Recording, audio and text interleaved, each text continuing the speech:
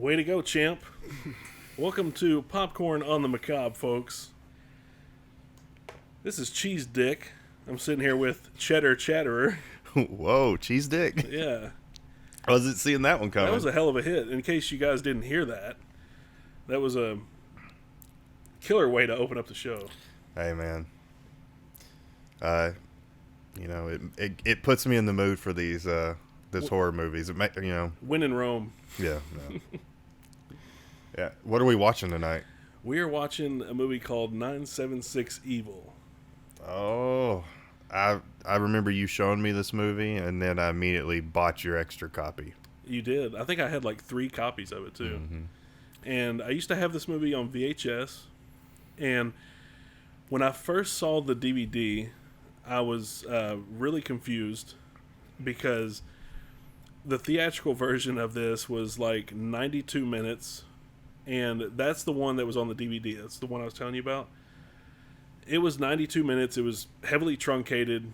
And like, they took all these scenes that I thought were important to the story. They took them out. So it was really weird. Like, when I saw it on DVD... Guess they were like, fuck your opinion. Yeah. At that point, like, I didn't have my VHS of it anymore. And at that point, I think I had, like, gotten rid of my VCR and completely just went all DVD at that point. So when I watched the DVD, I was really confused because I was like, I could have swore there was another scene in here with this reporter. Anyway, it doesn't really matter because we're going to watch the home video version.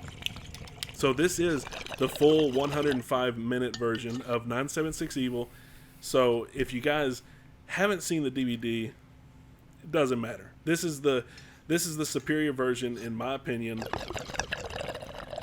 The one, let's see. So if that was the theatrical version, yeah, I'm sorry. If you saw it in the theater, that's the shitty version. Like, this is the ultimate way to watch this movie. But, and this Blu-ray is, I believe it's out of print. Oh, that's nice. I got one. So, yeah, you're lucky Thank you. Yeah, you're welcome, sir, because you snagged one of my copies, one of my 4 copies of this movie. But, yeah, if you haven't seen this movie, folks, I'm sorry, but try to hunt it down. You know, if you got to pay above $50 for the Blu-ray, to me, that's worth it. This movie's really good. I like it. I like Stephen Jeffries. It's really fun. Yeah. Directorial. Directed by Bob Englund. Yeah. Mr. Freddy Krueger himself. And I feel so sorry for him because I think he did a pretty good job. He did a damn good job. And I don't know why he didn't go on to direct more movies after this. I don't know. But, because I was trying to look up the budget and I couldn't. I don't know what they made this movie for. But I know that it made $3 million at the box office, which I'm thinking is not good. But I don't know. They could have shot this movie for maybe $500K. Yeah. So I don't know. I feel like at least $1 million. Maybe for back then. I mean what? I don't know. I mean, I would think for back then this would be considered independent, although it did have some, some high profile people behind it. Well, what? Are you ready to play this motherfucker? That's what I was about to do. I was segueing into this motherfucker. Yeah, let's get this. I mean, the Blu-ray, right? Let's get this thing going. Yeah. Who put out this Blu-ray? The Blu-ray was, I don't know. Does this say Columbia Pictures on the side? You caught me off guard with that one. I don't know who. I can't read the little print. Okay, I think, yeah. I thought that doesn't say Columbia. Columbia Pictures, but I don't know if they put the Blu-ray out. I know New Line Cinema originally released this, though, but this Blu-ray looks like it comes from somebody else. Yeah. But anyway, get your hands on the Blu-ray, folks. Even the UK Blu-ray of this is really awesome. It's I think Eureka put it out just last year, something like that. But anyway, get your hands on it. Damn good movie, folks. But we're about to play it in 3, 2, 1, now. It's interesting. Like, I've got this cover here. Yeah. It says, "Revenge is on the line." Yeah. Don't you miss those movies that have with the covers awesome with the taglines on the bottom? Yeah, they don't do that anymore. And they also don't have cover art that looks that sick either. Mm-hmm, memorable. Because I can remember a lot of this cover art at being a child going to the video store. And I wasn't able to actually rent them, but I just absorbed the cover art. Yeah. Well, that's what made me want to watch these. You know, it's not like going into it's not like going on Amazon Prime and all you see are thumbnails. You know, it's not the same. Who do you know? What studio? Cinetel Films. Cinetel. Okay. Yeah. Did they go on or did they get bought? What? I think that was just the production company, but like I said, this was released by New Line Cinema. Okay. Oh, dude. Originally. Yeah. But, you know, I always saw Columbia TriStar as the people who were, I guess, who put out the home video. Who is that? Steven? The home media. Stephen Jeffries? Yes, starring Stephen Jeffries. For those who don't know him, Stephen Jeffries was in Fraternity Vacation. He was in Fright Night. He was in Heaven Help Us. And then he goes on to be inside a bunch of dudes in some... Yeah. He went on to do gay porn, He went right? on to do gay porn, for those who don't know. And has, I guess, a strong career there, didn't he? He had a pretty, I would say, pretty strong, pretty stiff. Yeah. He had a hard-on career. Yeah, yeah. Would you say he was the dick man or the ass man? I don't know. I didn't watch. Yeah, I didn't either. Dude, that was a pretty cool sequence. I didn't watch it either. Yeah. I swear. Dude, did you see that? That's a pretty cool sequence right here. The camera was above, and then it came down, and then now it's in front. Nice. Yeah. See, I've often wondered why Robert Englund did not go on to make more movies, because I think this is a great film. I do too. Yeah, I may be exaggerating a little bit, but when it comes to horror and 80s horror, you know how I always say that you got to rank it, even though, you know, you have to. 80s horror, some people don't like it, call it B or whatever, but Yeah. it was horror there. Yeah, and I normally don't agree with you on this, but I will say that, like, you do kind of have to grade them on a curve because of the time they came out, because they had limited resources. Kevin Yeager Productions. Okay, now we're seeing written by Rhett Topham and Brian Helgeland. You know what else is weird right now with this shot? I'm getting a feel of Freddy. I want to talk about the writers, goddammit. No. You interrupted me.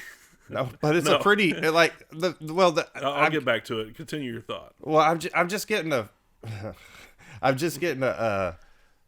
real Freddy vibe, just with the color and how, like, that last shot.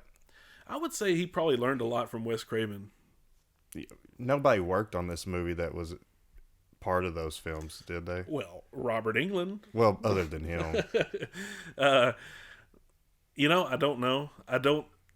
As far as, like, production design or anything, I don't know. But special effects, Kevin Yeager worked on the Freddy movies. Also, you have Robert Kurtzman, who worked on this, and who's the other guy?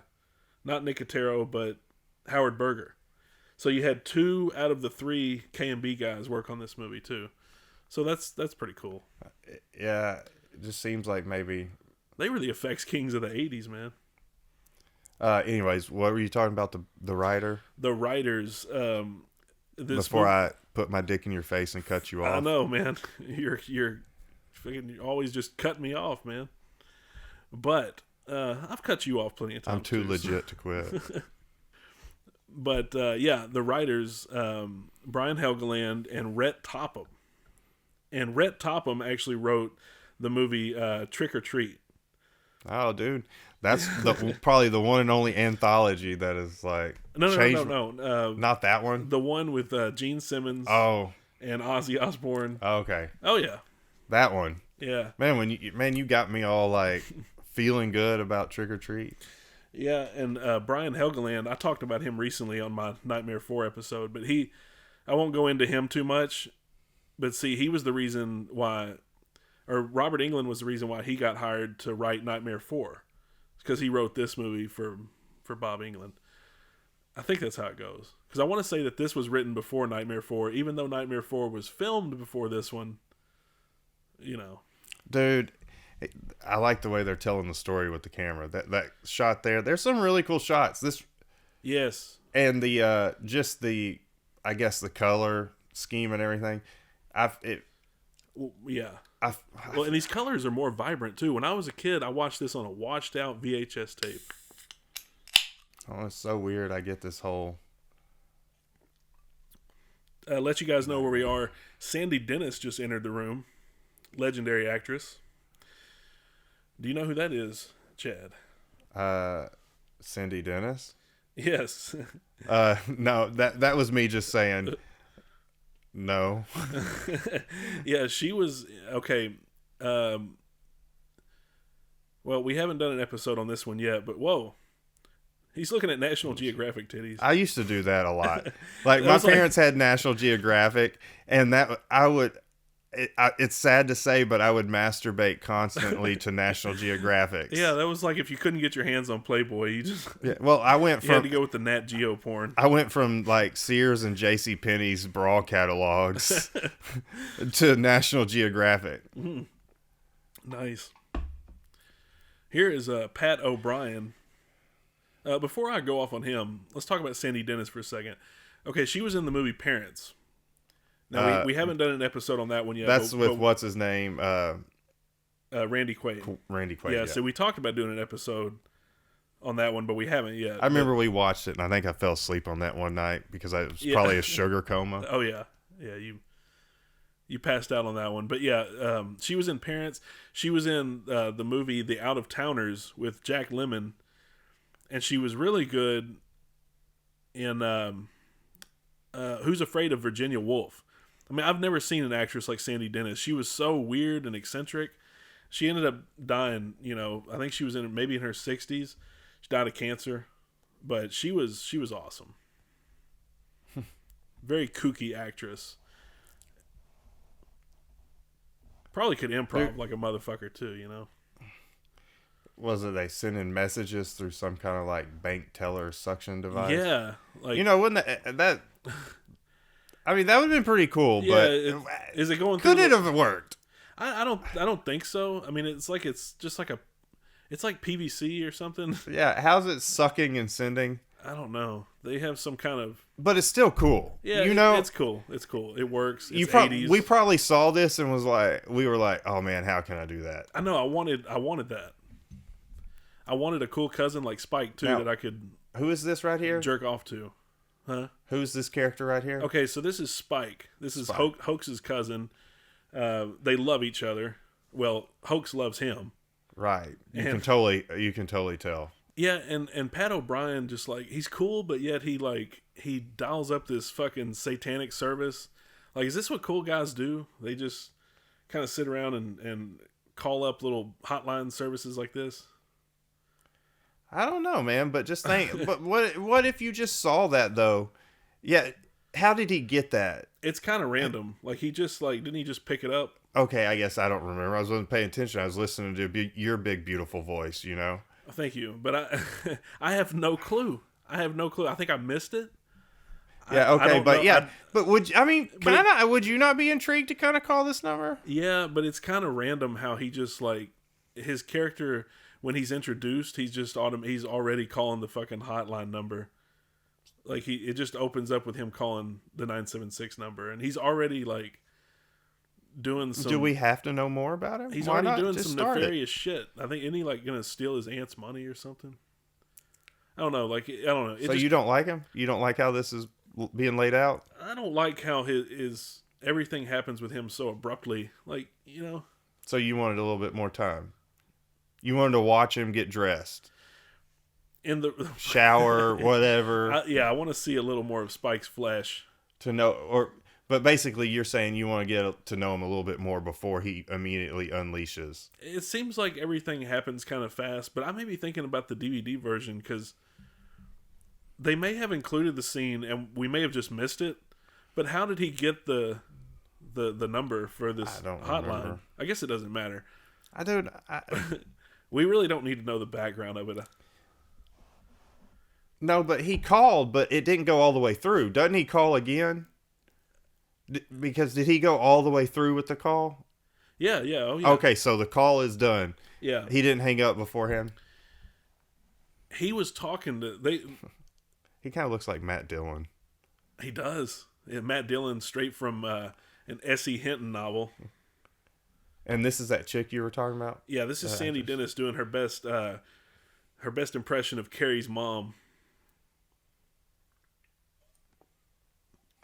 She is, I think, supposed to be kind of like channeling Piper Laurie here. And she's got a good, like, she's doing a real good Southern accent here, I think.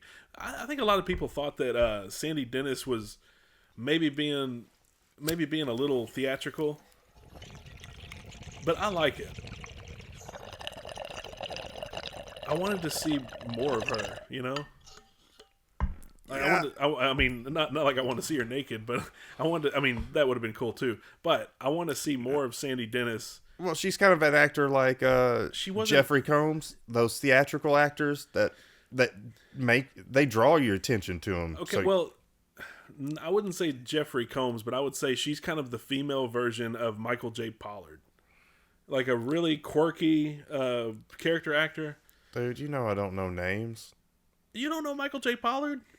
Give me his picture. Give me something he's in. No, he's the curly-haired dude in Sleepaway Camp 3. The old guy. The Herman from Sleepaway Camp 3. I don't know. I'm going to drink on this depression. Okay, no. He's you know who I'm talking about because we did a commentary for this one.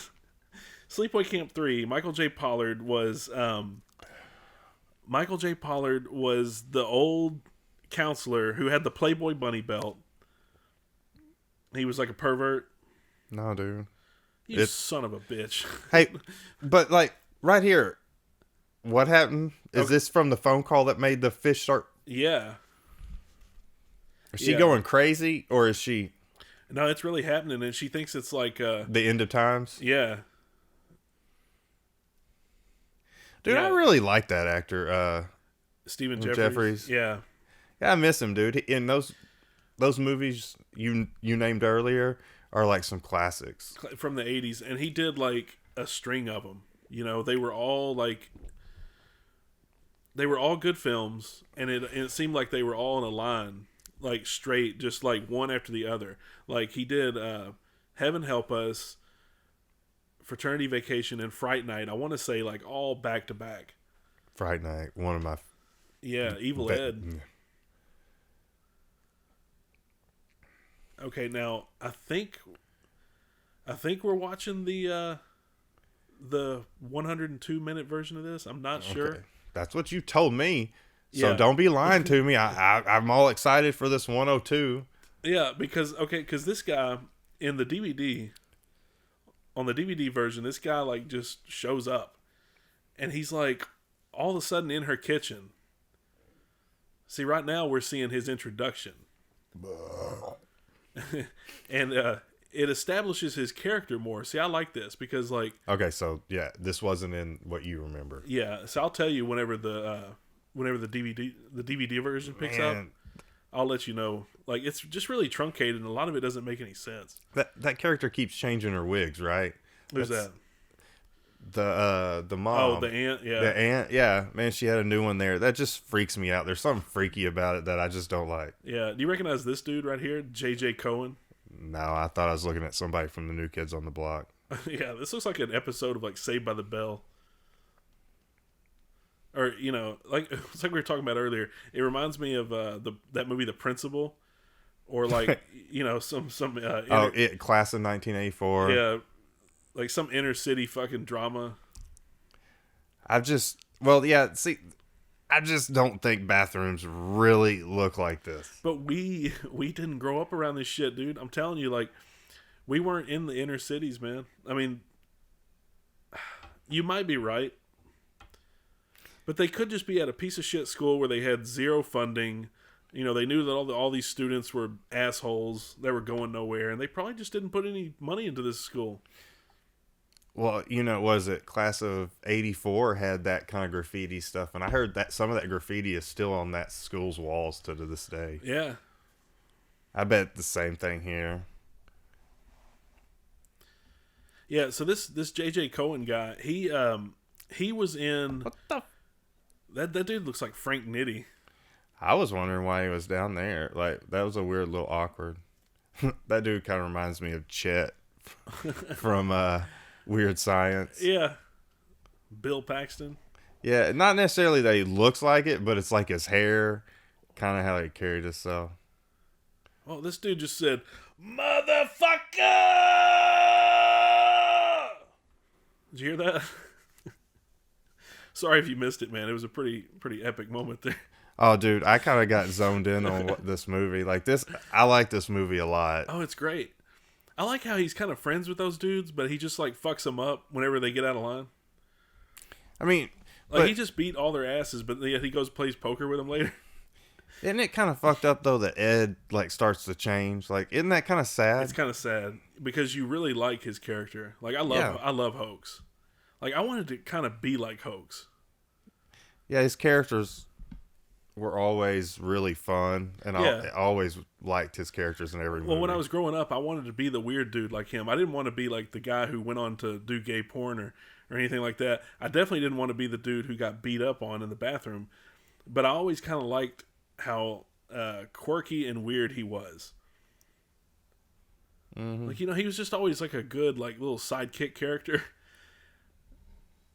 Well, he was true, right? Innocent almost. Yeah. But, right? I'm getting a little bit of innocence from him. Yeah, it's like this is kind of like a fucked up John Hughes movie. Dude, not really. When actresses...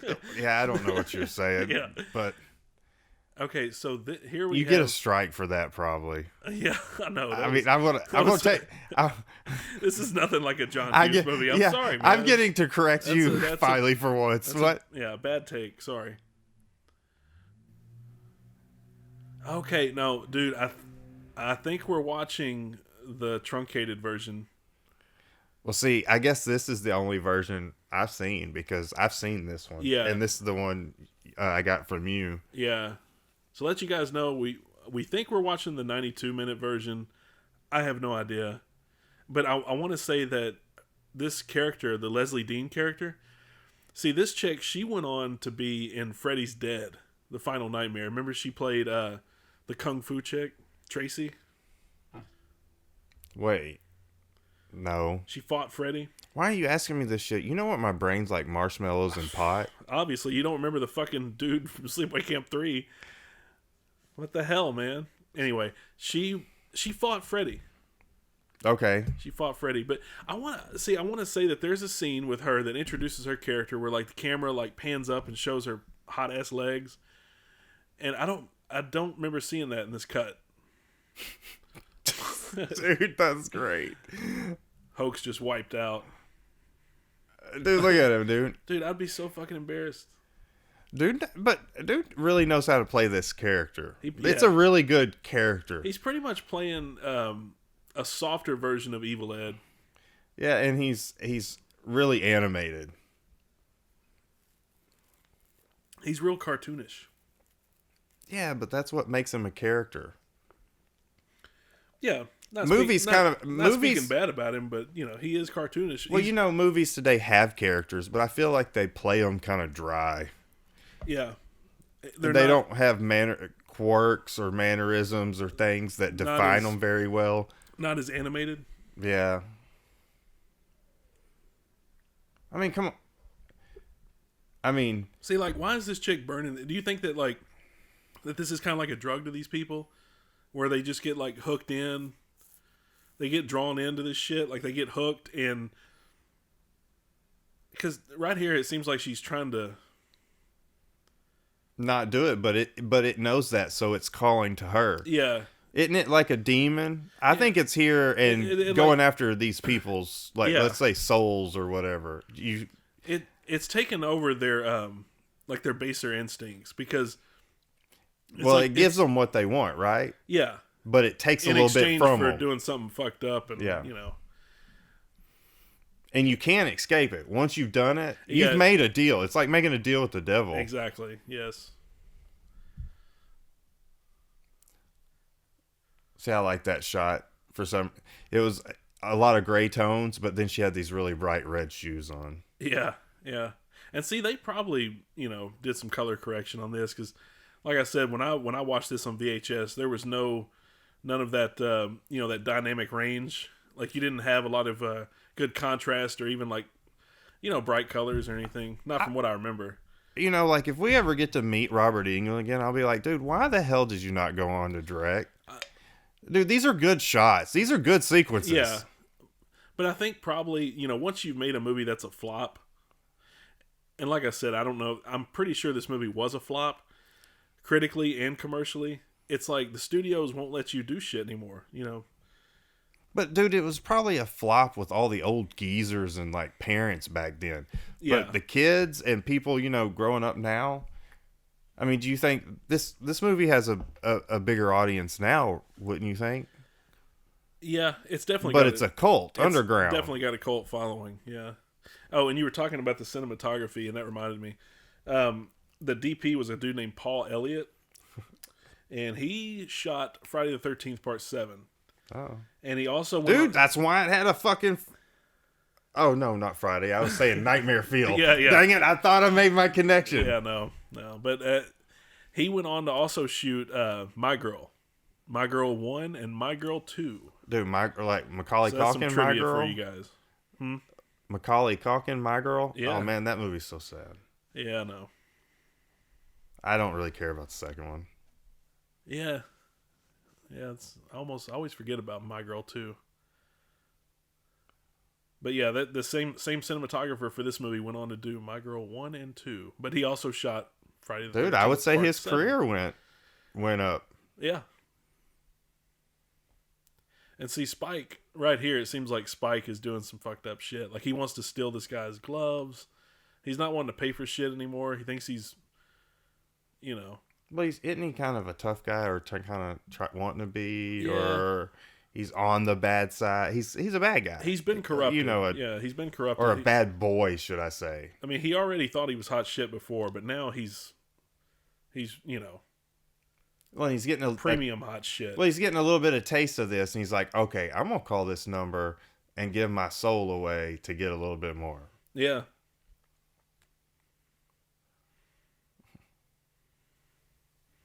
Welcome. I want to say this is the voice of Robert Picardo. I am the master.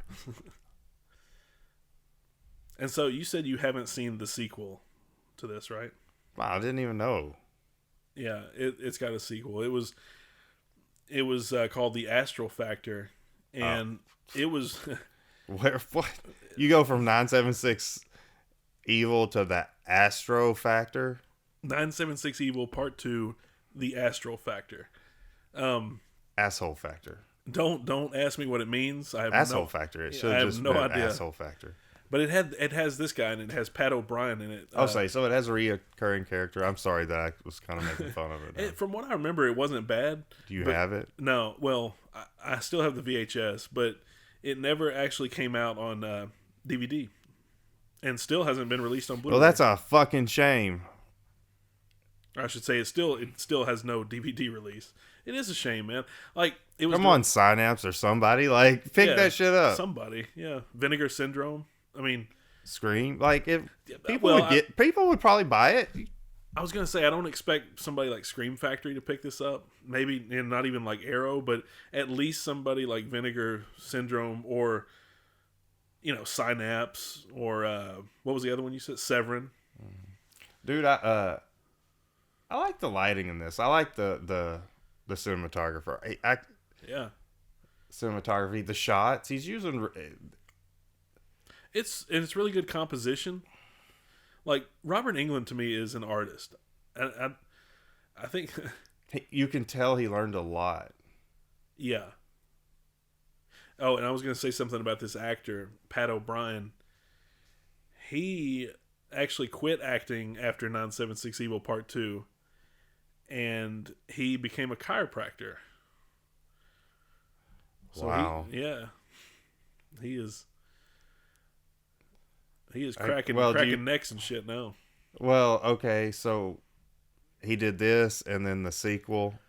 What? Anything else? He's done some other stuff, but nothing that I've really Do you think it was like, my career, I can't get any gigs, or did he just be like, peace? It may have been because he wasn't getting any gigs. I have no idea, but who knows, man? I mean, I don't feel like he's doing a bad job in this, but I'm kind of scared to watch the second one. Yeah, I mean, Is the second one Play It Straight? I don't remember the second one that much. It's been so Dude, long. But I got a VCR, so bring it over. Let me have it. no. You don't have VH tapes, VHS Dude, yeah, tapes anymore. I got 3 now. Do you? Oh, well, dude, I've got way more than that. Yeah, I got like Clear and Present Danger, bitch. Bring it over here, man. We'll have a little VHS party. Yeah, it also has a DVD player on it too. Oh, nice. So I got some old tapes I need to catch up on, man.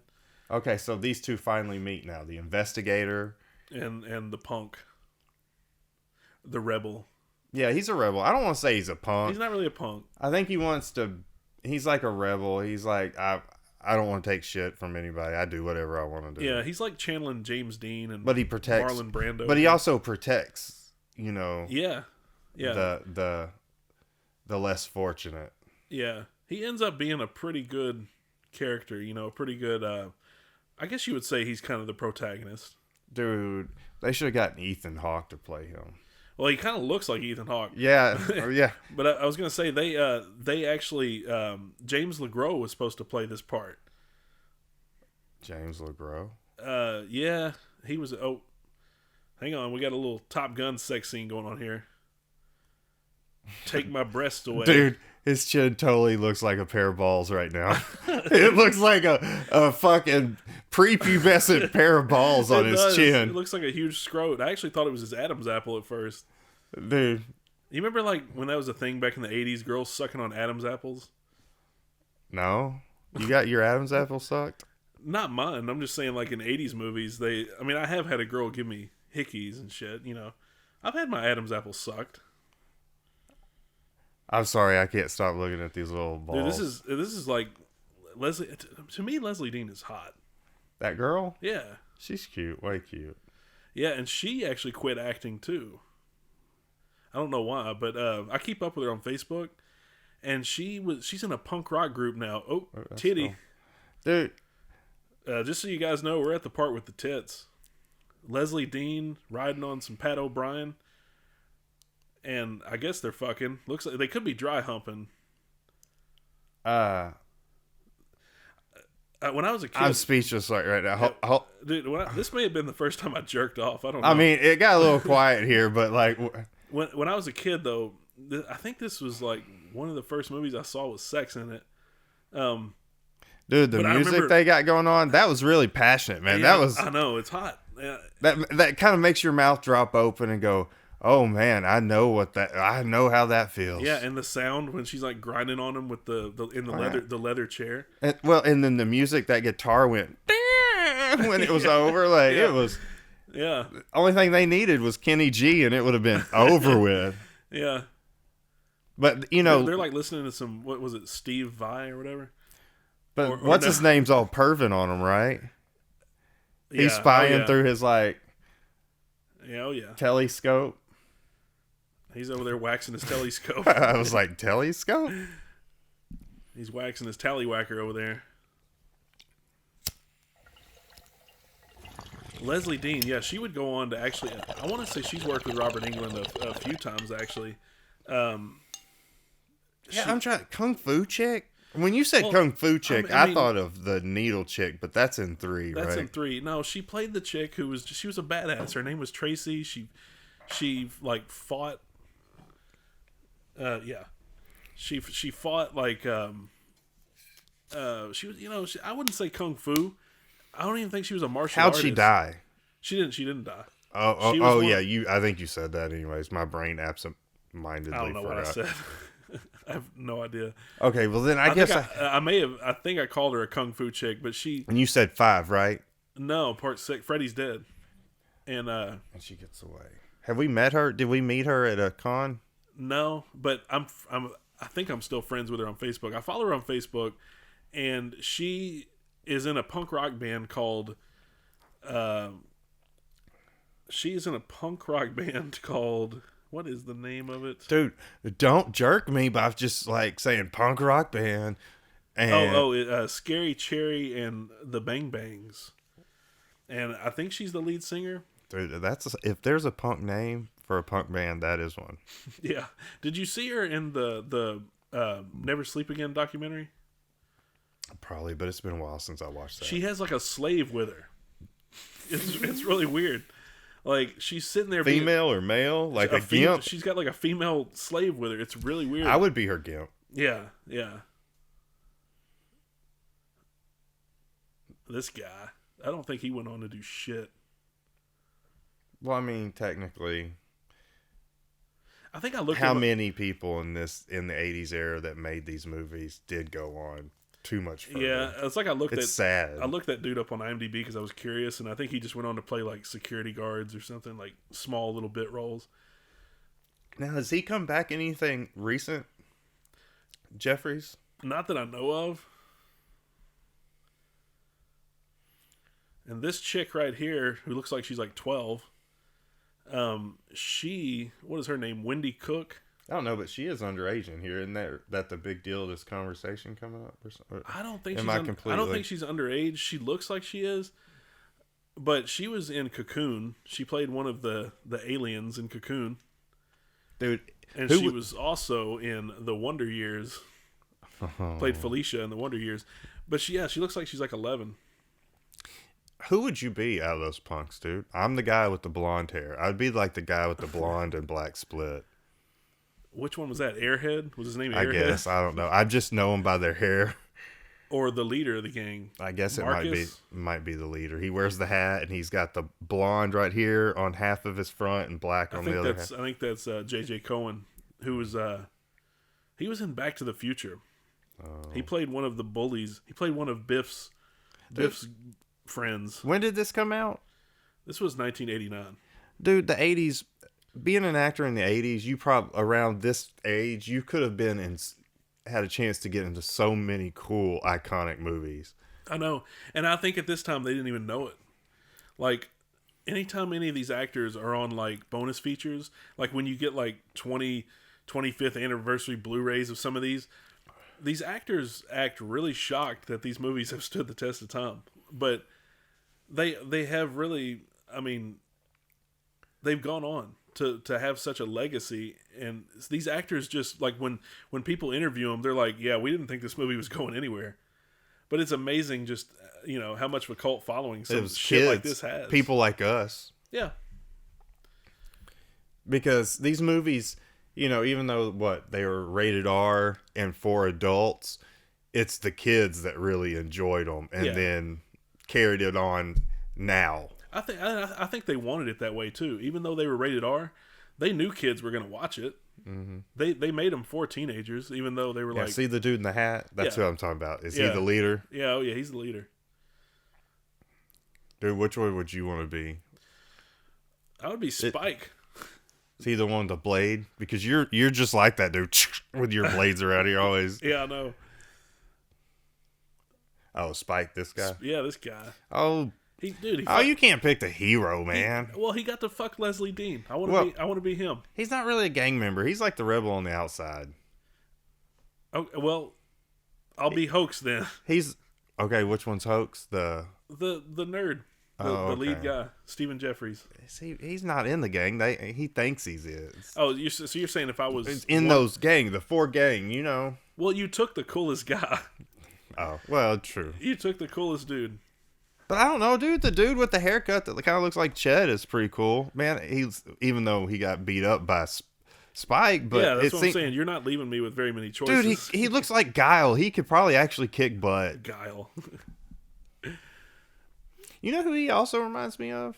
Who? Like if he grew up and got older, or as he got older, he started to look like the lead actor in Nightbreed. It may just be his facial structure. Craig Sheffer. Yeah. Around this time, he was playing these kind of roles. Craig Sheffer was always playing like a tough guy, Man, this beer is going through me like crazy. Yeah, you got to take another piss, don't you? Yeah, I do, but it's like dreadful doing a commentary when you need to piss. If you got to take a whiz, I can entertain these people. But I don't want to miss any of the movie. That's the whole point. Yeah. This is such a good scene. This is like when the movie starts getting really good, Like whenever Hoax goes out with her. Pretty much steals her from Spike. So you were him when you were watching this as a kid, you were like, do you remember when you first saw this? How old were you? Probably 12, maybe 12, 13. No cool stories to go along with how you found it or anything? From what I remember, I just came across this in the video store, and I don't know if it was recommended to me by the owner of the store, because he would like always rattle off titles to me, and he would say, "Oh, hey, watch this one." It would be some random tape that I wouldn't even read the back of it. I would, it's like we were talking about. I would just see the front cover, and I'd be like, "Oh, that looks cool." Wouldn't even know what it was about. I would just rent it, and I think that's how I got to watch this one. Was just random luck. I just picked it up, and but then when I found out Stephen Jeffries was in it, I had already seen him in Fright Night, and I saw him. Is that his best role, Fright Night? Oh yeah, without a doubt. I would say this and Fright Night are like his two. Yeah, because in Fright Night, I mean, he's Evil Ed, which he's a very memorable character, but he's also not in it a whole lot. Whereas, like in this one, he clearly gets to showcase his talents. Like he goes full fucking demon on us. Right. He turns into a spawn of Satan. But dude, when you get all that freaking prosthetics on you, though, you can start to change your attitude. It is a cool little switch. Yeah. Is it like he finally feels strong, like he can dominate? Because he's always kind of been a weak character, and now he's aggressive? Yeah. Well, are you saying that like whenever an actor gets the makeup put on, they almost kind of like change personalities? Like I would be able to. Yeah. I feel like if I was ever to be an actor, I would want to be under some makeup so I can pretend not to be me because I won't see me back. You would be kind of self-conscious. Well, yeah, but with makeup on, I think I could free myself a little bit more. Yeah. Same here. I would almost kind of want to look back in the mirror and see a monster, That would make me actually more comfortable with who I was as a person. I feel like I could actually jump out of my own skin if I played a monster, if that makes any goddamn sense at all. You know what's funny is I think when Did you hear a fucking word I said? I was really trying to be poetic and poignant. And no, dude, I'm so high. Like I'm high. I was pouring. You're pouring your soul out. Pouring my heart out to you just then, and I was like, dude, I have trouble being myself too. And you just totally missed it, man. You killed the moment. Oh no, I get it though. Yes. Yeah. Anyway, you got really heartfelt. Yeah. Well, no, I was basically saying that if I was looking in the mirror and I saw a monster looking back at me, that I would be able to get out of my own skin, because I would finally be comfortable because nobody would see me. Nobody would see me. They would see the monster. So I could I could act cool. I wouldn't be as stiff. You want to know why I kind of dropped the ball there on you? Yeah. Well, when I was watching this first scene... off, you're high as shit. Well, you're right. But whenever I saw what he was wearing, I was like, my fucking mom dressed me like that in high school. Oh, she dressed you like Hope? Yeah, man. Did you wear the sweater vest and everything? Yeah, and I have a bunch of button-up shirts still that was stripes. I do remember when you went through your prep phase. But, that hit me. I turned over and looked, and, I mean, you see the girl, and then I was like, I think I dressed like that. My brain went like that, and it totally just fractured existence on you. Yeah. I'm sorry I let you go. I'm not a very good wingman. I told you that before. It's all good. I mean, you're blazed. You're watching a good movie. Who cares what the fuck I have to say? No, I care about what you say. It's okay. It's okay. No, it's a good movie. It sucks you in. It sucks you in. It pulls you in, especially like right now. It's like what I was saying a while ago. This is when the movie really gets good. Oh, dude. This is like when the stakes are being raised. I'm so glad that my high school career, it wasn't like this, because movies like this made me scared about bullies in high school. I know. But it also kind of like made you want to stand up to them too, Yeah. Like I'm just thankful I didn't really... I guess I floated through neutral with everybody. Yeah. Dude, this guy, like, to the left, damn, see, all these guys are chumps, man. You, like, when you asked me, like, which one of them I wanted to be. But I think they're all a character of their own, dude. You got that guy, you got that one, you got the one with the fucking necklace with the lock on it. I know, but they're a bunch of fucking knuckleheads, man. No, they're gang members. You had to be a gang member, not a hero. They're straight up comic book characters, you know. But yeah, I was gonna say the one of them looks like fucking Billy Drago from The Untouchables, like fucking Frank Nitti. Maybe I'm just maybe I'm, well, I'm probably buzzing. well, not that, but I fail you once again because my memory's not gonna go.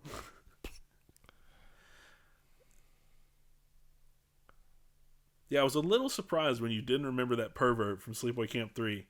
Yeah, dude, I totally can't. I gotta smack you for that one. Dude, I'm sorry, man. Can I get 3 lashes? Have we talked about the music yet? No.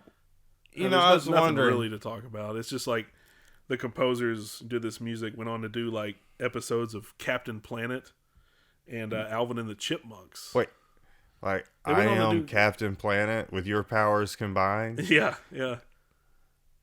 And this is pretty good music too. This is like ominous and kind of, it's a little creepy. Yeah, it's not bad. It's not bad. I mean, it doesn't stand out. It's accent. Yeah. I'm more I like, dude. I'm totally digging the lighting they use. Yeah, there's like a little that was like a magenta hue there. This is some creepy shit too. I want to say Robert Englund had problems with this scene because, I mean, we're not seeing them yet, but when the tarantulas come out, like he couldn't get them to move really. You know how tarantulas kind of freeze up? Yeah. It's like you Yeah, and what was it? And you got to blow on them or something to get them to move? yeah. Oh, did that kid call the number? Yeah. Yep, he's trying to be like Spike.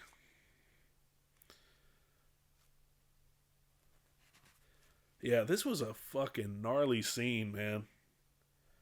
Dude, I bet this would have been so rad to see as a kid.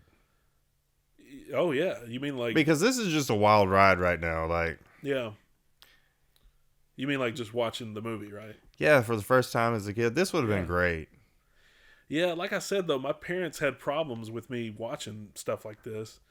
I think they thought that I was gonna get influenced by it. Like I think they probably thought I was gonna call some fucking hotline or like start worshiping Satan. Oh, dude, your parents totally were like, that little Ricky or that little Dickie, That little dick.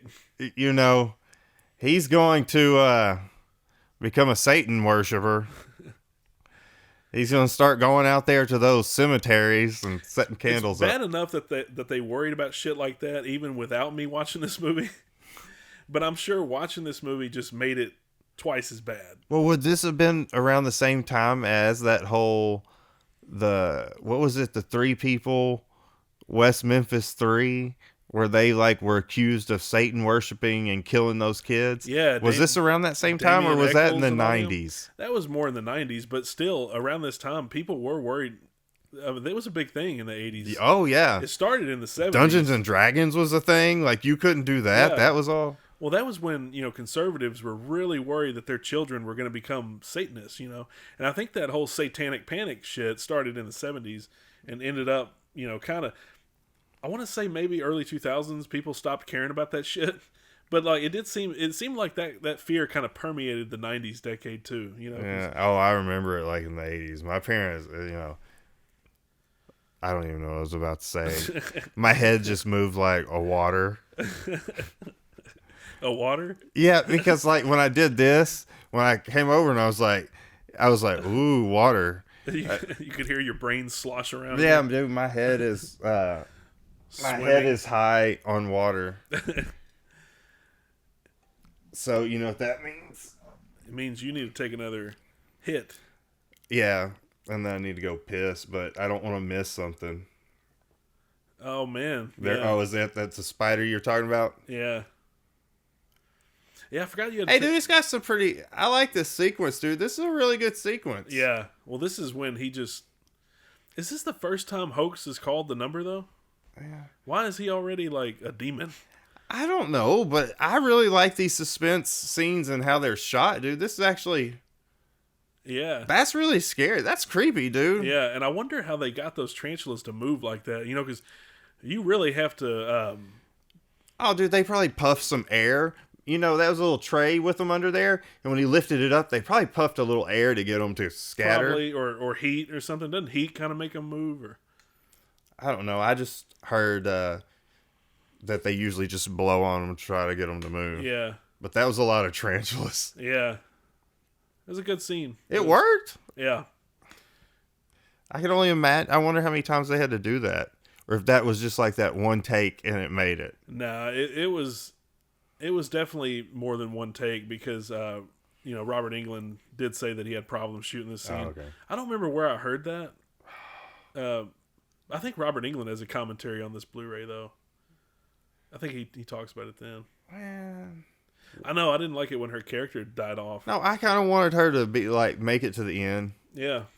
Be like the love interest kind of story. Yeah, like I wanted Hoax to end up with her, you know? Yeah. He could steal her from Spike. But Hoax turns into the bad guy. So then Spike Unfortunately. has to end up with her. Yeah. But from what I remember at the end, it seems like Hoax kind of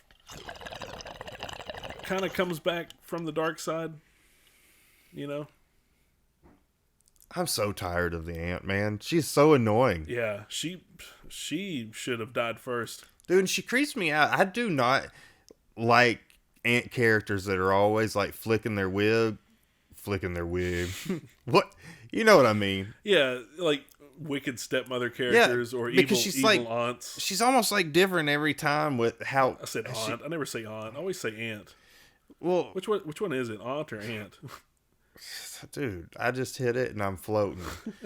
Don't ask me these grammar questions. I know what you mean though. You don't like those overbearing motherly type characters that Well, is she flipping her?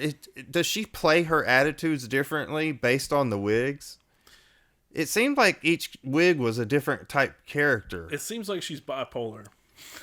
Yeah, she's really scary. But you know what? She's really pretty right there. I have a thing for Sandy Dennis. I don't want to say that she was hot. Like, especially here. I wouldn't say Sandy Dennis is hot. But if you look at older movies that Sandy Dennis did, she was in this Robert Altman film called That Cold Day in the Park or something like that. She actually looks pretty good. Like, I would say in the late 60s, Sandy Dennis was kind of banging. Well, I could see it. Whoa. Look at those shoulder pads. Yeah, the shoulder pads, yeah. Well, he is like enamored with her. He loves her. Is this what guys wanted back in the 80s? Like, What do you mean? this is turned into enlighten me what you meant. This is turned into like an erotic thriller here. I mean, it just got really intense. I know. Where is Mickey Rourke when you need him? So this character wasn't really in the other one much, or was that scene in the other one? No, this guy wasn't in the sequel. You mean? No, I'm talking about, you said there was stuff cut out of this. And when did you originally meet that character? In the alternate cut, his introduction was pared down. Like, you didn't really get to know who he was. From what I remember in I call it the truncated version because it seems like all the scenes were just cut short with regards to character development. Because they cut down the introduction scene to Susie, which was the Leslie Dean character, and then they cut down the intro to that guy. And it's like, he's a reporter, but you don't even really know what the fuck he does. He's just like, from what I remember, the scene opens, his intro scene is just him sitting in the kitchen with the ant character. And it's like, who the fuck is this guy? And even now, I don't even know what he's supposed to be doing. I mean, well, he's investigating, right? He's investigating, but why? Because of the fish? You know, is it because of the, like, Jesus fish that came down? Or, maybe. You know, I don't know. So there's never a connection to him, like, knowing about this number? Well, and he's trying to follow these numbers. He does get into it, but it's like, why? You know? He's a journalist. Who the fuck cares? Yeah. Yeah, no, I was hoping you could help me out with that, but maybe... I don't know, maybe. I'd have... Dude just straight up told Spike that he killed his girlfriend. Well, if I'm gonna figure this movie out, I gotta go take a fucking piss. Chad is taking a whiz break, folks, for the first time in Popcorn on the Macabre history. Yeah, well, I'm like fucking 3 beers to the win. Yeah. So I will keep you guys entertained as much as I can. Dude. But without this guy, I'm not worth a damn.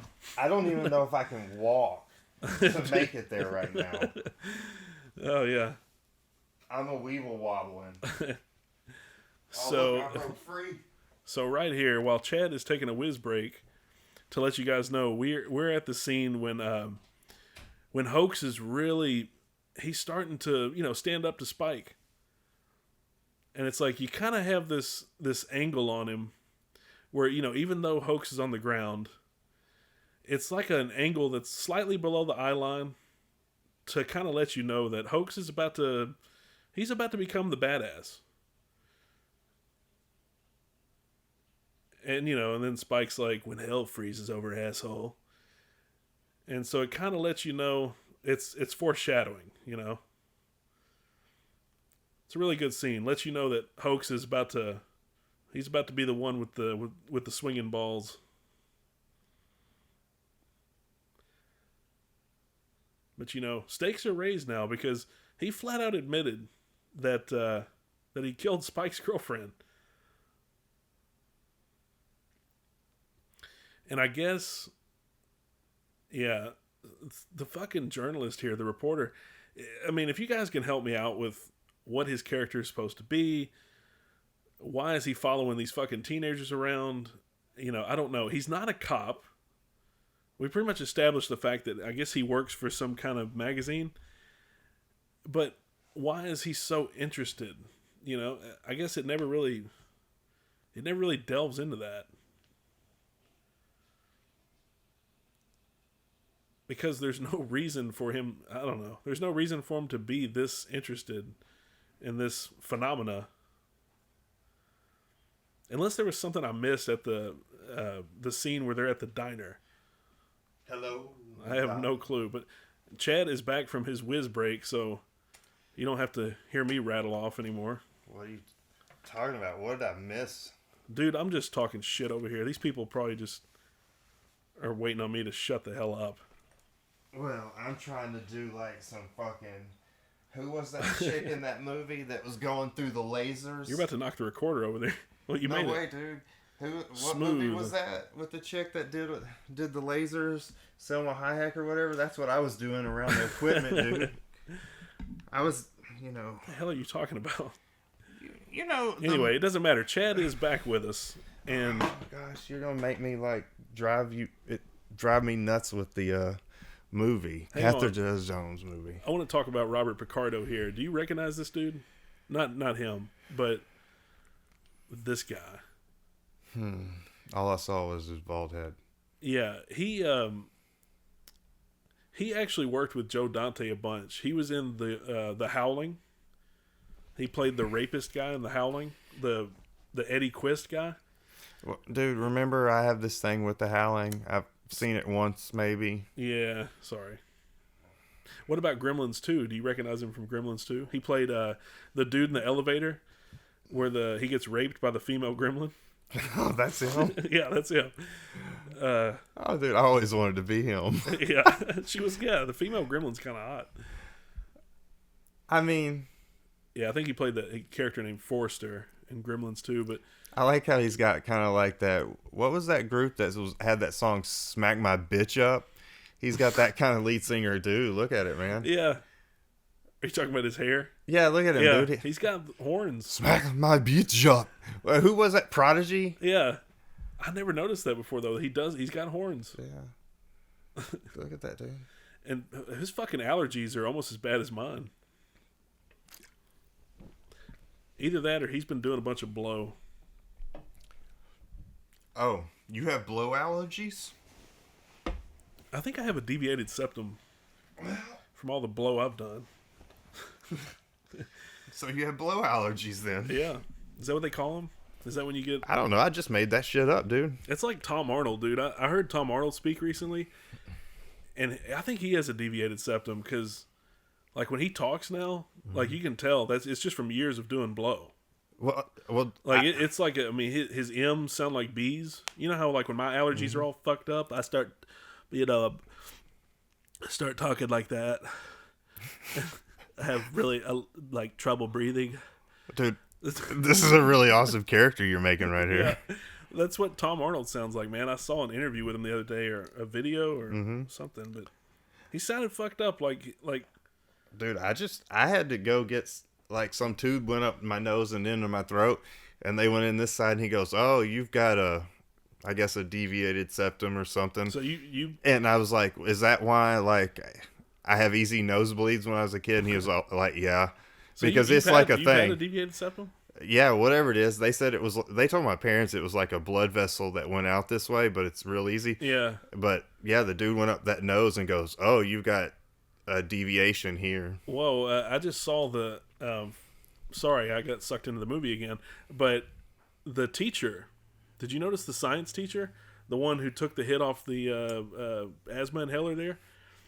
No, He was from Office Space. He played one of the Bobs. one of the Bob's Office Yeah. Space. Oh, dude, I missed it. Will I see him again? No, I think that was it.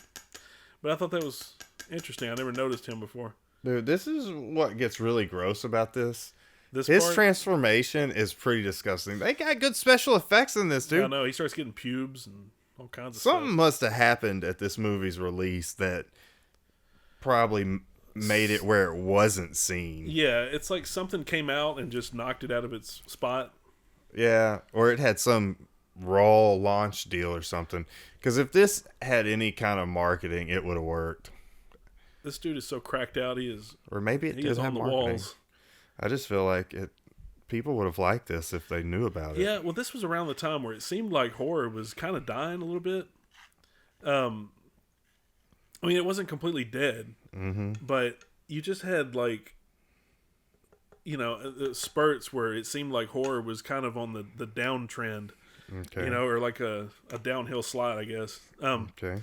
Because 1989, I don't really remember anything great coming out in 89, and it seems like, I mean, hell, maybe Driving Miss Daisy or I some was like shit. 8 in 89. I would have not known what horror. Yeah, I mean, because this was the same year that like Nightmare 5 came out, and this was the same year that I think Halloween 5 came out, and then you had 89. What else?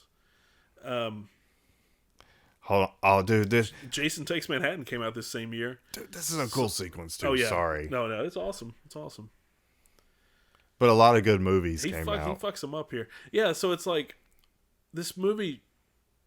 This movie wasn't a franchise, and it was going up against franchises to be. Yeah, possibly, but but like I was saying, it could have been like something like Driving Miss Daisy that fucking knocked it out. Because I think that came out in 89, and maybe people just were tired of seeing this shit. Maybe people were getting tired of all the horror, like we're tired of the Marvel. yeah, exactly.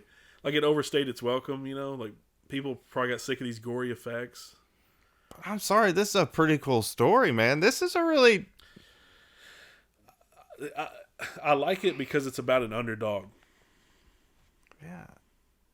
Who becomes pretty much a lapdog for Satan. I really enjoy this movie. Yeah. Like, just no. Any story about, a nerd who has to overcome insurmountable odds, mainly bullies, and, it's good. It's a character that you can identify with. Well, dude, I'm going to give it a 5. Are you drunk? No, because, dude, it's really fun. It looks good. You're already going. I like the scenes. Yeah. What I'm seeing, the sequences are shot cleverly. Yeah. Special effects are good. The effects are good. Dude, it's a 5. It's an underrated 5. This movie is misunderstood. It's underrated, I'll give you that. But a 5 seems a little generous for this movie, but no way, dude. This is a blast. I like how you just automatically jumped to your review section there. You couldn't wait. No, dude, I'm having such a blast right now. Well, I hope so. You're gonna have to prove to me what you think doesn't. What I like how the phone operator sounds like Freddy now. You notice that? Do you know if it was Robert Englund? No, I think it's the Robert Picardo character, but still, it sounds like Freddy. He was like,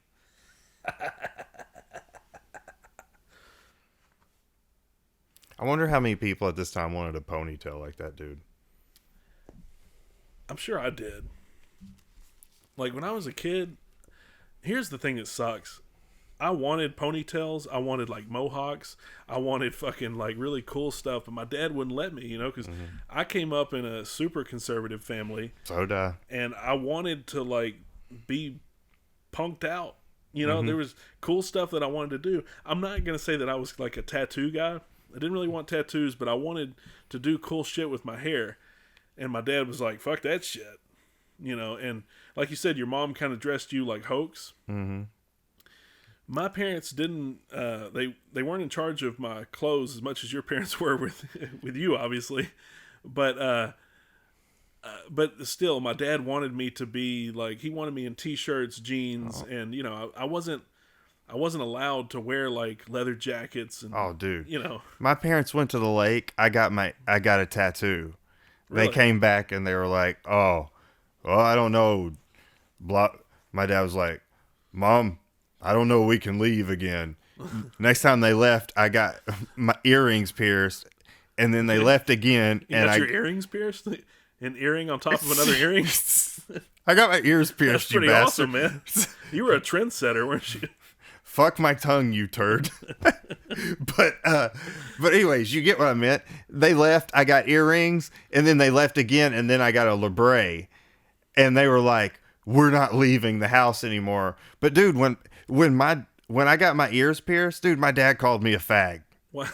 Like, why did they not want to leave the house? Because you... Every time they left to go to the lake house, I would go get a tattoo or a piercing, and they would come back, dude. And they thought you were gay because you got the... Oh, dude, my dad was pissed when I got the ears pierced, dude. He called me fag and let me know. Well, because it was in your right ear or something? It was in both. Okay. Because that was at the turn in the late 90s, early 2000s, where it was like, we started wearing two earrings. Well, you remember that was like back in those days. You remember the early 90s where it was like, if you had it in your right ear, you were gay? Yeah, that's what I'm talking about. Yeah. Because I was at the front of that when it started to go to two ears. Yeah.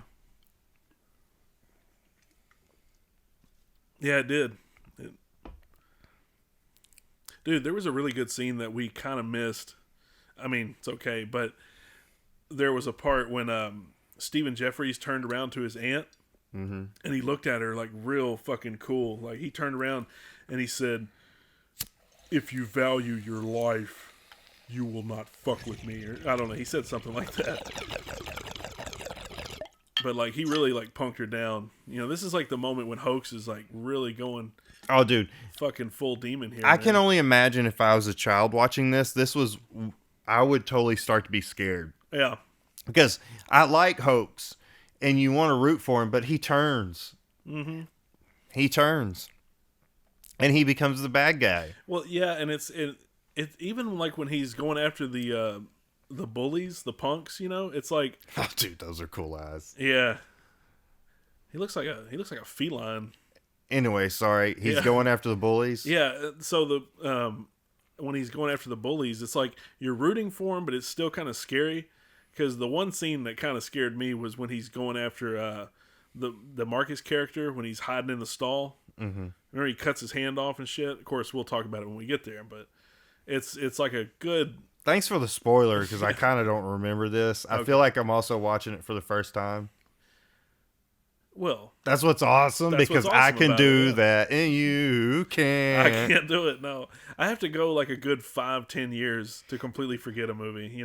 I remember all the highlights, but there's certain little small moments that I forget about.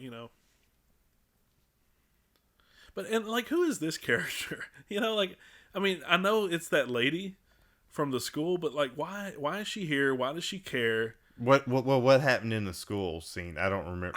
I don't know. Well, I was daydreaming through it. I probably should have turned subtitles on because Yeah. I don't even know if this movie has subtitles. See, dude, the punks, dude. Look at them. Yeah. They're always like smoking, drinking. Still hanging out with the 12-year-old, I see. And this dude is like What naked. what has he got on the side of his face? Oh, are they snorting like some kind of paint or something? Is that a thing in this? I think so. Why are they naked? Yeah, I was wondering that too. Okay, I bet they're playing fucking... It's because Jeffries is there. I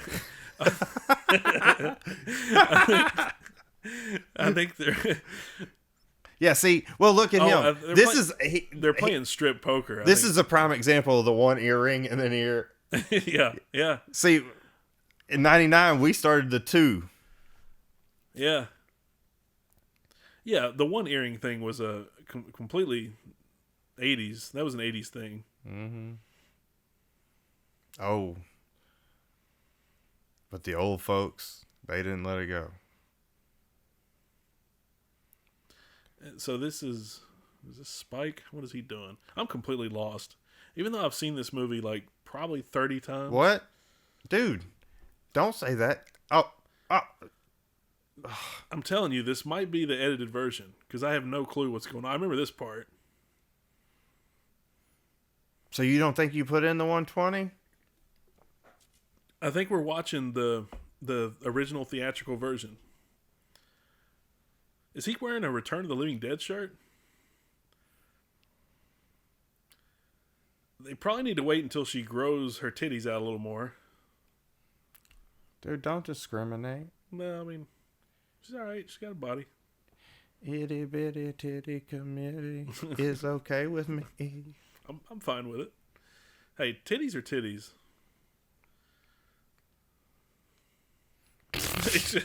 Yeah, that's a deal breaker, though. Yeah. That's a deal breaker. Called him grandma's underwear. Look at Biff over there. It's funny you said Biff because the dude played one of Biff's friends in Back to the Future. I think I already said that. Where's Rags? Which one was Rags? Dude, it's like Biff and what's his name's character in Weird Science. Robert Downey Jr.'s character. Oh, yeah. Whoa. Dude. Yeah, such an awesome part. Well, dude, this movie starts to freak me out now that he starts changing. Yeah, when he's like full Freddy Krueger now. Yeah. Dude, this movie is way underrated, man. It is. It is. I bet people... I wonder what the marketing was for this movie. Old Pepsi can there. I don't think it was good. Dude, I think it was probably hit at a bad time, and they didn't see it, didn't even put it out. Yeah, I don't think the ad campaign was really strong for this one, man, because had the marketing been good, it probably would have done better. Well, I'm totally common sense. Totally getting the vibes like when you watch Nightmare on Elm Street, the first one, that's really good. You get that vibe. I'm getting this one like it's one of those like great all around original movies where if you did more, it just becomes kind of something of itself. But yeah, it's a good thing they didn't go past part 2. Well, I don't know that I even want to see part 2. I just want to use this one. You're better off just seeing the first one. Like to me, this is the creme de la creme. Like they shouldn't have made a sequel after this. Well, they probably thought they could.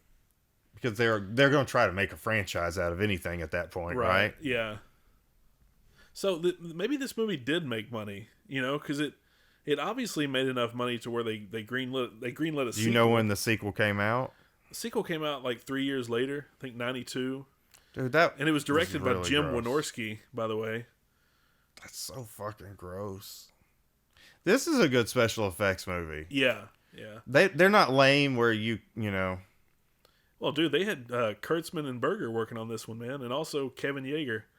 Pretty sure that would be a dream.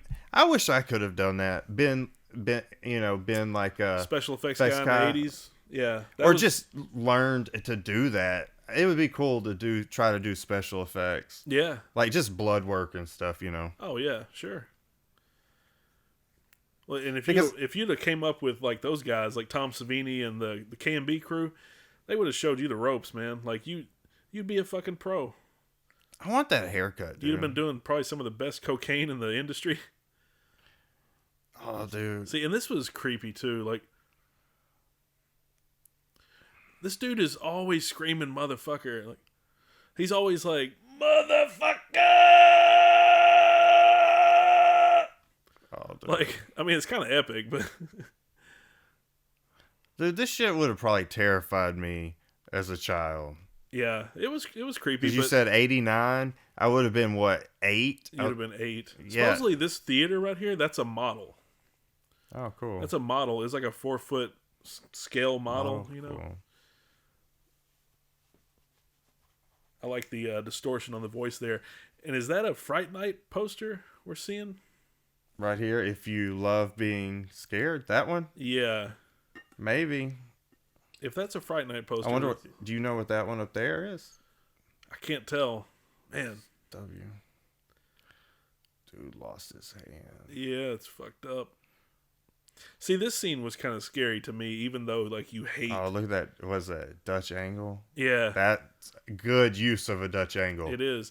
The Dutch angle is most effective when it's used in a scene of suspense. Mm-hmm. The Dutch angle should not be used for jump scares or...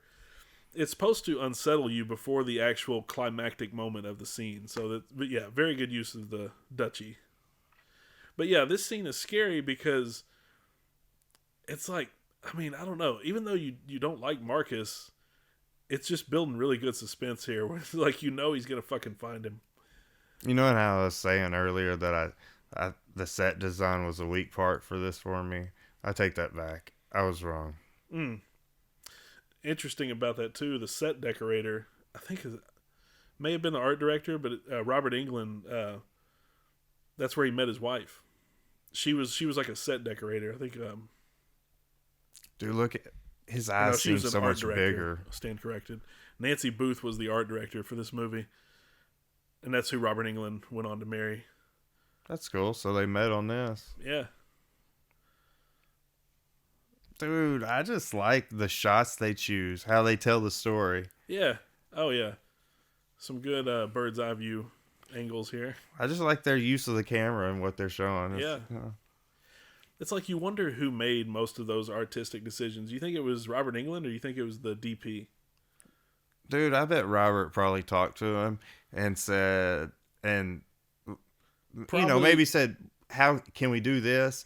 And he was like, maybe, And he was probably like, no, but I can do this. Or they work with maybe each other. They tried to translate to see. But what they finally came up with on those introduction shots or the shots that move, the exits, I like how they tell the story. Yeah. Yeah, and it's like, because I want to believe that Robert Englund was a good director, but also something about it tells me that he was a little inexperienced. So you think the other guy was just calling the shots? I don't know about calling the shots, but maybe they kind of spitballed some ideas with each other and came up with a good product here. Because the dude went on to do something good. Yeah, the movie looks great. It does. And I know Robert Englund, isn't he like a painter or something? I mean, he's definitely an artist. I'm sure he knows how to compose an image. Well, yeah, and I just like they're moving. I guess, would you say they're blocking because they move the camera from one side to the next side and how they decide to tell the story? Yeah. And it seems like this scene was directly lifted from Wes Craven's The Hills Have Eyes. Remember in the original Hills Have Eyes where the one of the cannibals ate the parakeet or something? Hoax didn't eat it, but he killed the bird. I remember him pillaging a bunch of people in an RV camper and taking a baby. Yeah. This guy. So I think we're getting close to the end of the movie here. This has to be the 92-minute version. I do feel like this character is just a little unneeded. Yeah, but he's the one that has to unravel the whole story, right? He's like the detective. Yeah. But he's not a cop, though. He's a journalist. He's on the route for a story. It would have been better had he been a cop, but I can understand it if he's a journalist. I do like this actor, though, Jim Metzler, I think, because I saw him in a couple of Billy Bob Thornton movies, and he's not bad. He seems like he would be a good theatrical, stage actor or something. Because I've seen him in some other, indie type films, and he's not bad. You know what's funny is that chick was smoking a cigarette. Yeah. I don't see people smoking cigarettes in movies anymore. There's none of those characters. It's not glamorous anymore. Yeah. That's the thing. Like, I kind of miss it because the thing about cigarettes is that it gives the actor something to do. Well, I don't know if you would say it's glamorous.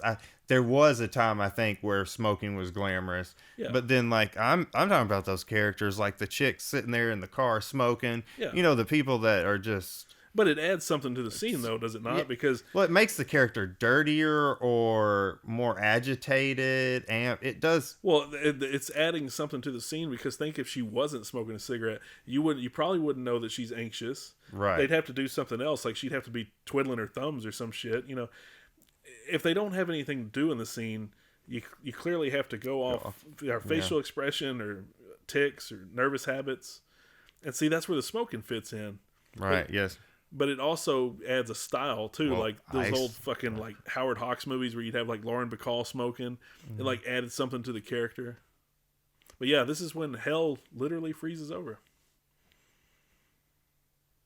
Like Hoke said earlier while you were taking a piss.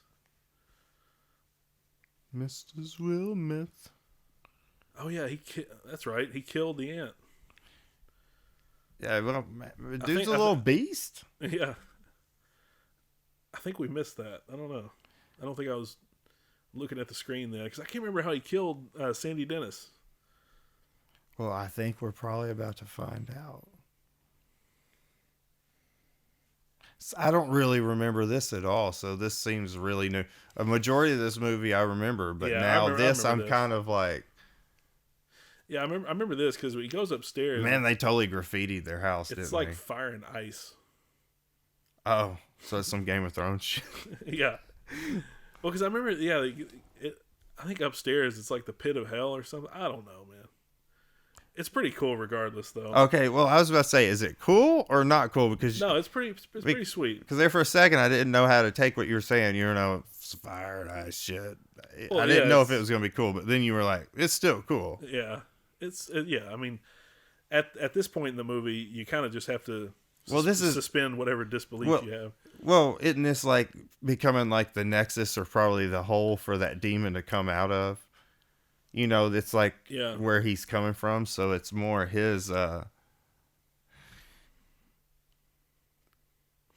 screenwriter for this movie, Brian Helgeland, he would actually go on, I may have talked about this earlier, but he went on to do another cool movie called Highway to Hell. And it's another hell-themed movie, so if you haven't seen that one, get on it. Highway to Hell. Yeah. Anything like that? Is that in there? I'm on the highway to hell. It rocks like that. Does it? It's a badass movie. So it's a good pace tempo, though? This dude, from what I remember, I haven't seen it in a while. I know it's got Ben Stiller in it and his dad. Whoa, wait. But so is it a comedy? No, it has campy moments, but it's a good horror movie because this dude has to go to hell to rescue his girlfriend and then bring her back. And it's got Ben Stiller. Is he doing that? Is he the one going to hell and back? No, it's just one of like Ben Stiller's earlier roles. So he's just like some... Yeah, but yeah, check that one out if you haven't seen it because it's... Do you even own it? Because I own it.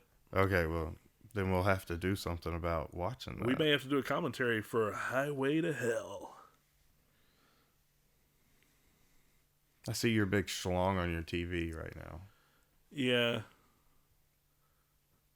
Don't let the audience know about that. Dude, you brought up my accordion dick, so I had to bring up your TV schlong. Okay, so for those who don't know about my schlong on my TV, what the chatter means is that I have an old TV. So I have a dark spot on the top of it where like something hit it, and it's like this huge discoloration, this huge mark on my TV screen. It basically is in the shape of a cock. Yeah, it looks like a big dark dick. Yeah. So, like, I guess, is she supposed to be like the principal or a teacher or something? I don't know. I was hoping you'd tell me, but there she is. Yeah. The cat's eating her? Oh, yeah. And, you know... Oh, gross. Interesting special effect, because, you know, they used tuna to get those cats to eat her. No pun intended there. Yeah. If that's the right use of pun. But, you know, I just made... I don't think there was a pun there, but... Well, you said they used tuna to make her eat her. I was just like... I made a connection to vagina from tuna to eater. I'm still trying to think of the pun, but Yeah, but it doesn't exist. I get where your dirty mind was going. Yeah. So I just wanted to use the pun to wrap it up and make people go question mark, question mark. yeah, you were one of those dudes that just walked around going no pun intended Yeah. and pun intended. Touche. And then people were like, there wasn't a pun, dude. What are you talking about? And you were like, pun intended? I just like to make them think. I wish they would have used more of his original voice, though. I think they could have used... His voice is a little bit higher, and I bet they could have made it sounded a little bit creepier, more... Yeah, I think they were trying for the whole Freddy thing here. Yeah, it just seems too deep. Yeah. Yeah, it's like the pitch is too low. You know, it's like if they would have distorted it just a hair. I'm getting like a Sigourney Weaver vibe from her. From like Ghostbusters when they're trying to take her. Is he about to rape her or something? What's going on here? It is an 80s movie. Oh, you know, there was supposed to be I forgot about this. There was supposed to be a rape scene in this movie. So you totally made us watch the bunk version of this? No, I don't think they ever filmed it. I think it was in the script or something. There's supposed to be a rape scene between Marcus's character, that lead bully guy. And I think he was supposed to rape the Susie character, Leslie Dean, but scene got cut out. I don't know if they ever filmed it, but didn't end up in the movie. Dude, okay, so like I'm really stoned, but what happened to Spike? I don't know where he's at. Dude, I think I've drank too much beer. I lost where Spike's at. Dude, I like his contacts. He shows up here in a minute, but like... Well, what happened? Did he get ran over by a reindeer? Oh, no, wait, there he is. Did I just say ran over by a reindeer, dude? I need to put you are. I need to put like $1 in like the turd jar of comment wordage. Yeah, you are fucked up.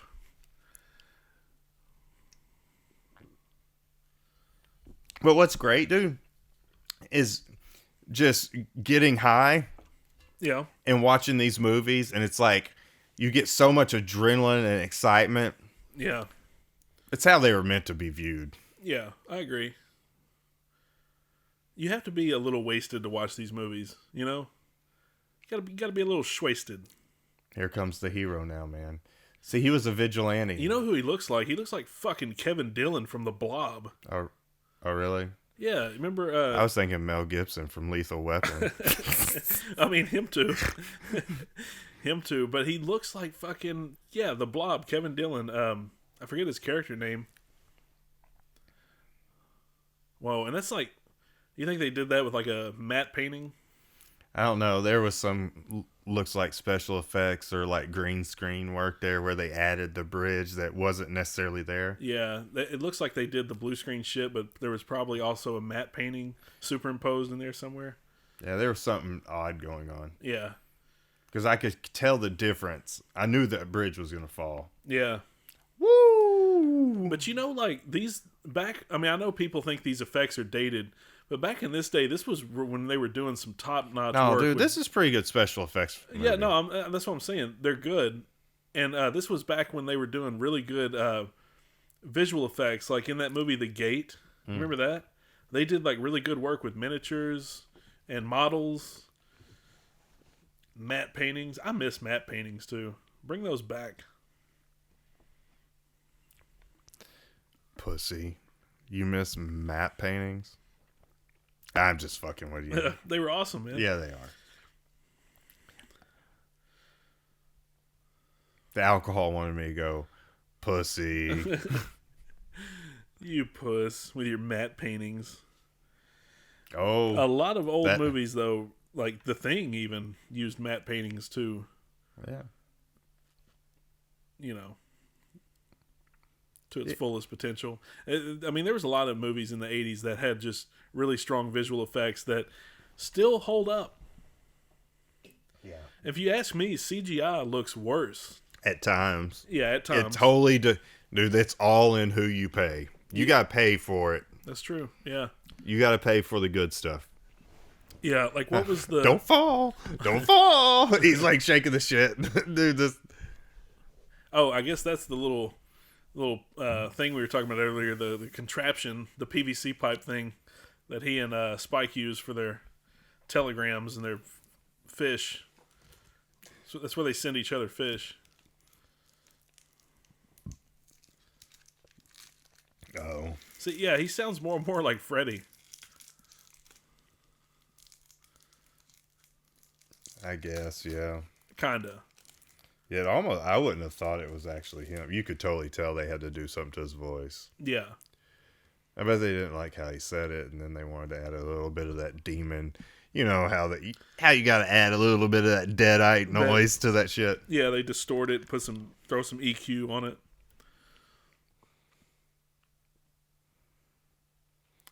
The one thing I always forget about this movie is exactly how it ends. I mean, I guess we're about to find out, but you know, why did they pick Hoax? Is it because he was the most weak-willed? Mm-hmm. You know, weak-minded. Yeah, I guess they went after the most vulnerable dude.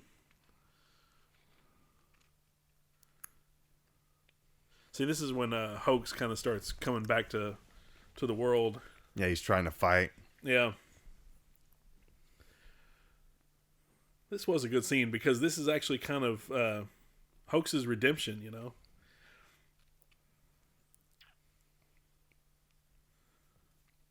I mean, it would... Dude, it'd be scary as fuck to call something like that and that start to happen to you. I know. It's like it would be cool at first, but then it would just completely consume you, you know? He's like trying to bring him back right here, isn't he? Yeah. Open road. He's starting to talk like himself. Yeah. Do you remember him from a movie called Heaven Help Us? He was the kid that like jerked off like 5 times a day. What? He played a kid named Williams, and it was like a movie about a bunch of Catholic school dudes. So that's why he went to the next step in his career. Probably. But yeah, that's a good movie. If you haven't seen that one, you need to check her out. You mean check him out? Because you say Check like him out. Yes. No. There goes another model shot, maybe. Yeah, that's model and... It looks like model and matte paintings. Yeah. Like, that fire was probably blue screened, wouldn't you think? Yeah. But back then it was all blue screen. Okay. Man, I hate... Is it over? Is that it? It's getting pretty close. He's got to come back. They can't just throw him down in the fire and he's gone. Yeah, no, I think it ends with this dude.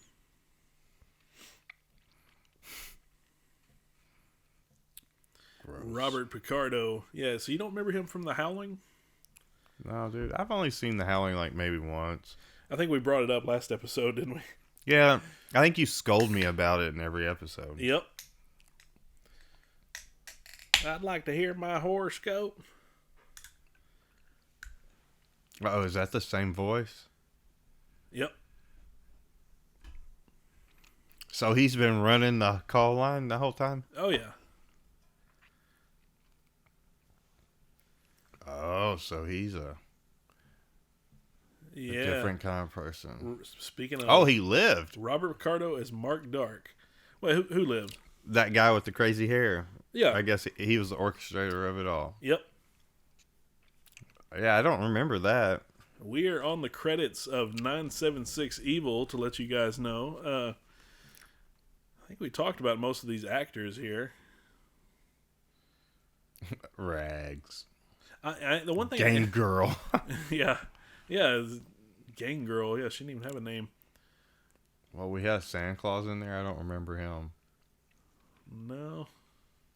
So, the one thing I'm not 100% sure about is if we watched the 92-minute version or the 105-minute version. If it was on your other player, I could tell you where we were at, but not on this one. Yeah, it doesn't say, doesn't it? Look, we have on-set makeup application, Robert Kurtzman. Shop supervisor, Howard Berger. Dude, that would have been a cool team to work under. Oh yeah. Okay, so like, tell me what you think of this. Well, so you want me to go first on this one? Yeah, dude, give me your thoughts. Yeah. Well, I think it's unfair. I was just looking where Rotten Tomatoes gave this a 15%, which I think is way too fucking low. Because this movie's awesome. I mean, and there was even I think that the New York Times. No, not the New York Times. The Washington Post said 976 Evil is a sorry wrong number movie. No, I disagree with that too. No. This movie's awesome. I will go ahead and give you my popcorn kernel rating, and I will say 3.5. Popcorn kernels. Boo! It's a 5, dude. It's a blast. It's fun. A full 5, dude. So you don't way underrated. It's underrated for sure, but you're gonna if you give Nightmare on Elm Street 1 a 5, yeah. Oh, so then this is a 5. Are you saying that this is up there with Nightmare on Elm Street Part 1? 5, yeah, and all the vibe it has, dude. It feels. I will slap you across the face with my dick, dude. No, yeah.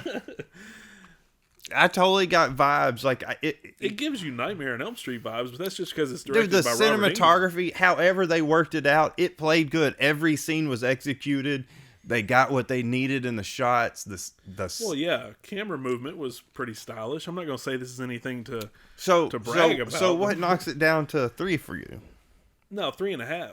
Well, what knocks it down to a 3.5? Almost a 4. Not quite a 4. Where did you have your critique? Well, I will say that the weak points are characters that have no motivation, and that's fine. I mean, it doesn't really, to me, it doesn't hurt this movie in any way. Which characters were unmotivated? Well, just the gang. You have the movie could have completely done without the reporter character. He was there just to reveal certain expositional moments, like that had to do with, I guess, the mystery of this. But really, you could have had Spike been kind of more of the investigative character, because I almost feel like Spike's character in the third act kind of takes a back seat to the reporter character. I don't give a shit about the journalist. I don't care about him. I don't care about the teacher or whoever she was. Like I said, I'd probably have to watch it again to even know who that bitch was. But they kind of get in the way of Spike's arc, even though Spike, everything kind of comes full circle at the end, and he kind of half-ass redeems Hoax, with the whole like, oh, we're gonna go on a trip, it's like your Of Mice and Men moment where, or what's his name is talking to Lenny, but I feel like there's just certain characters that don't belong, mainly those two. Direction wise, we talked about that. That was good. I feel like Bob Englund did a fucking kick-ass job on the movie direction-wise. Composition, everything looks good. It's nothing to really brag about, but I mean, I'm not going to say the cinematography is shitty, because it's not. It's perfect for what type of movie it is. Yeah, and because it could look more of like a B-grade film, but it doesn't. No, I'm really interested to know if something happened to this when it was released into theaters that overshadowed it. I don't know. I mean, I'm curious, because this is underrated. More people need to know about this movie. Oh yeah, it's definitely underrated. Yeah, folks, if you don't have this movie on Blu-ray, you're gonna have to hunt it down for a high price. But yes, I do agree with you. It is underrated. It's pure fun, man. You have those punks characters. You have him being bullied, and then he just grows balls when he gets turned into this demon-like thing. That's the good part. That's the good part. And I do like the fact that they brought the Mark Dark character in there, because you do kind of have to know what's going on in that little underground layer or whatever. You have to know kind of what the 976 Evil Service is. You have to know about these people calling in with their horoscopes. And I like how it establishes that at the very beginning. Like, that this hotline is used for nefarious reasons. But I don't like the reporter character. I feel like he adds nothing to the movie. So you didn't feel like he was like about to catch them getting in there. I hate him. I don't like him. And I do like the aunt character because that reminded me of Carrie. That reminded, like I said, what's her name? She reminds me of Piper Laurie, Sandy Dennis. I feel like she added to this movie. She provided the comic relief, but it wasn't anything that like it didn't kill it tone wise or anything. It just provided just the right amount of levity. And then I will say Stephen Jeffries did a bang up job as Hoax, as he normally does. I don't know why he didn't go on to further things after this. And then Pat O'Brien, he was okay, but I kind of understand him becoming a chiropractor after a while. He's not very charismatic. They could have gone with a Kevin Dillon type or a James LeGros, who almost had the role, but they gave it to Pat O'Brien. Whatever. He does a good job, and he's pretty good in the sequel. Yeah. Okay. But one more thing. The screenplay. The screenplay is, I'm not going to say top notch, but it's pretty tight in terms of like Hoax's character and what he has to go through and what he has to overcome. Like I said, I just think there's certain elements that don't belong and that aren't explained fully. It doesn't hurt the movie completely though, because like I said, it's almost at a 4. But things that aren't explained fully. Mr.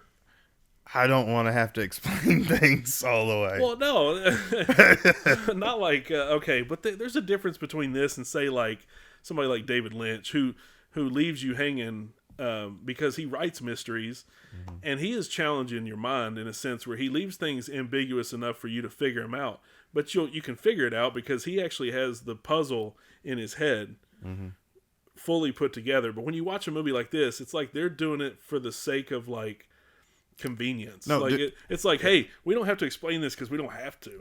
Yeah, well, yeah, because this movie right here is supposed to be a fucking ride from beginning to end. I agree. It was fun, and I just don't think it's a 5, man. I don't think. It's the goddamn Citizen Kane of horror films over here. Dude, it's fucking 5 bongs. 5 bongs, okay. I mean that may have had a little something to do with it. Hey, I'll give it 5 bongs, but 3.5 popcorn kernels. It is an underrated movie. It should be 5s. People should watch this. It's definitely underrated. He should have done another. He should have gone on to direct another movie. I thought it was creepy and scary. I can only imagine what a little kid would think. Well, like I said, when I saw it when I was a kid, I had a blast, and for a while I was obsessed with this movie, believe it or not. Because I know you feel like I'm taking a complete steamy dump all over it, but I'm not. I love this film. Oh, I know you're being fair, and I'm not. You're higher than a fucking giraffe's pussy right now. So you love it. Higher than a giraffe's pussy. Yeah, you love it. and I understand because you had a blast watching it. And it's a great film in terms of, like you said, entertainment, schlock value, the humor. When you go into this movie, you know what you're supposed to get, and they give you what you want. Yeah, so you weren't disappointed in any way. Okay. I know when I'm going into this, it's it's going to be that 80s stuff that is. But does that warrant a full hard-on erect 5 rating? Yeah. Yeah, dude. I wish I could see it through your lens. Yeah, dude. I'm just not seeing it that way. But it was like watching Orgasmo for the first time.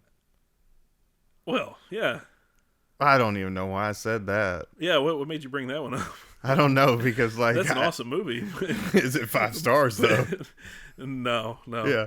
So, yeah. See, and is it anything like 9716? Yeah, it was like a horrible and like try to bring in a horrible analogy. Yeah, that's where my brain farted off. But Orgasmo, though, yeah, it's a no, but yeah, no, dude, you are trying to give it a you don't think fair logic rating. No, you're probably fair, but I just can't. Probably my excitement and emotions are outweighing the logical. Yeah, like because the script, dude. Okay, I thought the script was great for what it was. Like you're going into this movie. Okay, but there's a reason why Brian Helgeland went on to write L.A. Confidential, because he knew that shit like this probably wasn't going to give him a career. even though it's a good way to start out a career because most people start out. It got in him low-budget noticed, horror. I bet. Huh? Got him noticed, I bet. It did get him noticed. That's why he went on to write Nightmare 4. I mean, everybody gets their start in horror. Yeah. I mean, dude, this is an awesome movie. I grew up with it.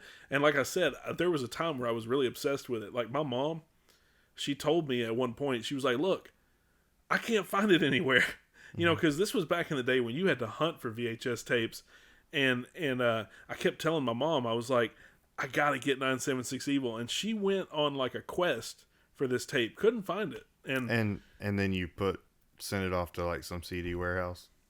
I eventually found this tape at Best Buy when Best Buy used to have VHS tapes, believe it or not. Like I finally found the movie then, and then I owned it on VHS for a little while, and then when DVD came out, see, this is what sucks, is I bought that censored ass version, the chopped up version on DVD, and I sold my VHS. I traded it in at a CD warehouse, and lo and behold, I had the wrong version, the DVD, and so I had to watch that piece of shit for years until this Blu-ray came out. Because, like I said, I sold my VHS, and that was the one that had the 105-minute version, which I wish is the one that we would have watched tonight. But, it's cool. Is there an option on here for that one? I think so. I think you have to go to, I don't know. I was thinking like if I hit play movie, that it would bring up an option that said, which version do you want to watch? Maybe I missed it. Well, dude, I'm going to sign off. Yeah, Chad is taking a hit of the bonger. And guys, let us know what you think about 976 Evil. We're telling you to watch it. It's a great film. Yeah, if you haven't seen it. Yeah, get on it because it's not perfect, but it is a fun. Oh. It's 5 bongs, dude. It's a great ride. Yeah, and we're not all going to agree, on these, but I will say the fun factor, definitely, this is a fun-ass movie. I can watch it repeatedly. I mean, there's just, like you said, how it kind of takes you back to those movies like Night of the Demons, some of those late 80s horror films that were mainly played for just schlock and splatter and tits and gore, that kind of stuff. But but isn't this story also kind of original? Yeah. Or, yeah, that's what I miss now is originality. Yeah, definitely. But, that's a whole nother story. Yeah, that's what we think about 976 Evil, and you guys should really watch the shit out of it, because... Yeah, don't forget to like and subscribe. Yeah. Comment below. Yeah. Tell us how fucking great we are, right? Yeah, and stab the like button, please. Yeah, and share. Tell your friends about us. Tell your girlfriends about us too. Yeah. And what was I thinking? And again, watch 976 Evil because it's going to make you want to worship Satan, and Yeah, you're not going to be let down. No, I don't think so. But this, I guess we're out. We're out of here. This is Dick. And this is Chandler. And this has been Popcorn on the Macabre, guys, and we'll see you on the next film.